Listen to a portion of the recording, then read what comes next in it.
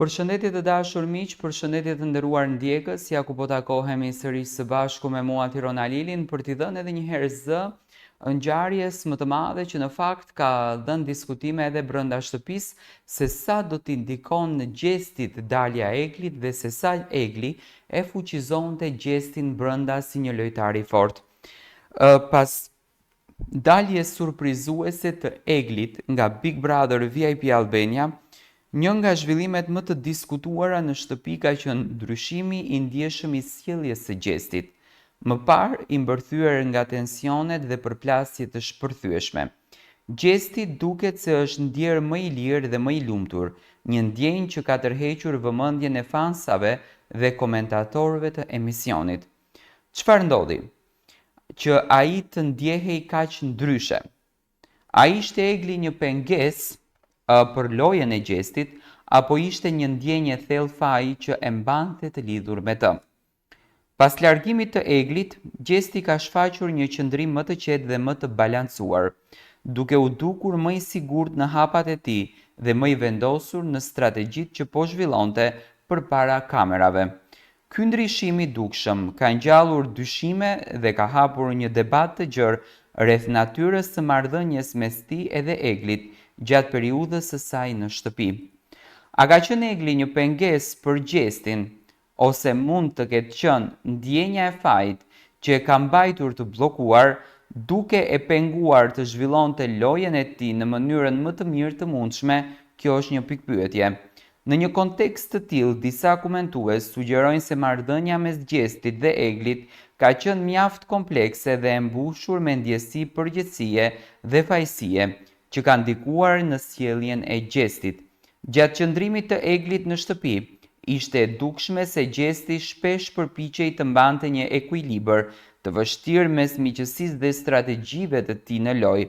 Përpjekjet e tij për ta mbrojtur atë dhe për ta shmangur konfliktin të mundshme mund të kenë krijuar tensione të brendshme, duke bërë atë të ndjejë kufizuar në lëvizjet dhe vendimet e tij. Largimi i Eglit ka eliminuar këtë barë emocionale dhe ka lejuar gjestin të lëvizë më lirisht, pa ndjerë asnjë lloj përgjegjësie për të ruajtur një aleancë që mund të ishte e padobishme për lojën e tij. Nga ana tjetër, ka edhe nga ata që mendojnë se Egli mund të ketë qenë një faktor pengues për gjestin dhe jo ndjenja e fajit që e ka mbajtur prapa. Në këtë pikpamje, marrëdhënia mes gjestit dhe Eglit mund të shihet si një aleancë që për shkak të karaktereve të ndryshme dhe interesave të kundërta mund të kishte krijuar një bllokim në lojën e gjestit.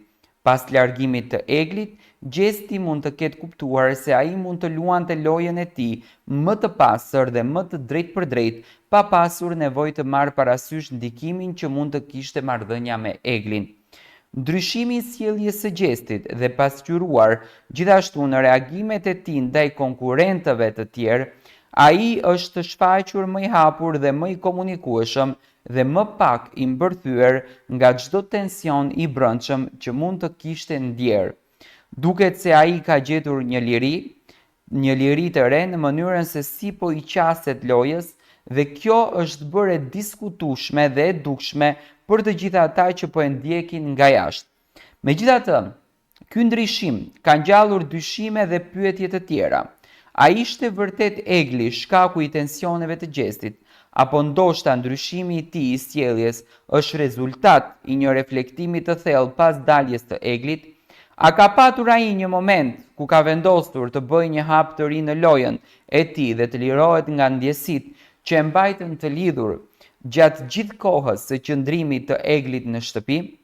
Ky është një nga momentet më të diskutuara nga fansat edhe ekspertët e Big Brother VIP Albania dhe padyshim do të mbetet një nga çështjet kryesore që do të analizohet gjatë këtij sezoni.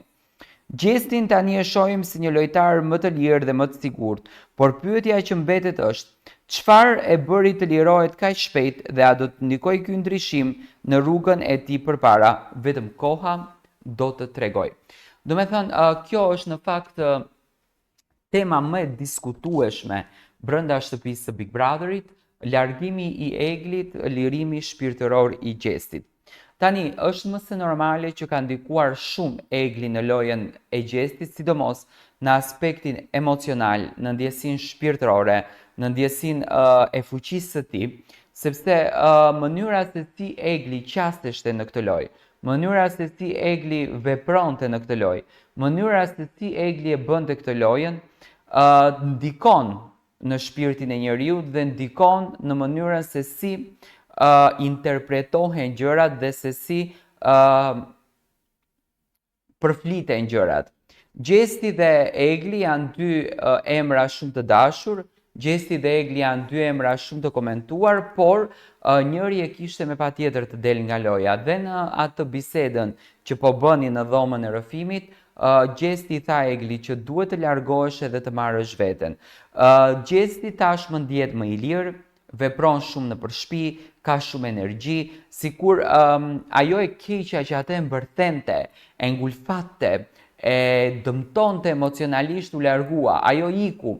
Tashmë Gjesti është i lirë, tashmë Gjesti frymon, tashmë Gjesti jeton, tashmë Gjesti vepron. E tani sa do të vazhdoj kjo gjë dhe sa do të jetë e pranishme, këtë do ta kuptojmë në ditët në vazhdim. Dua të marr mendimin tuaj për këtë situatë.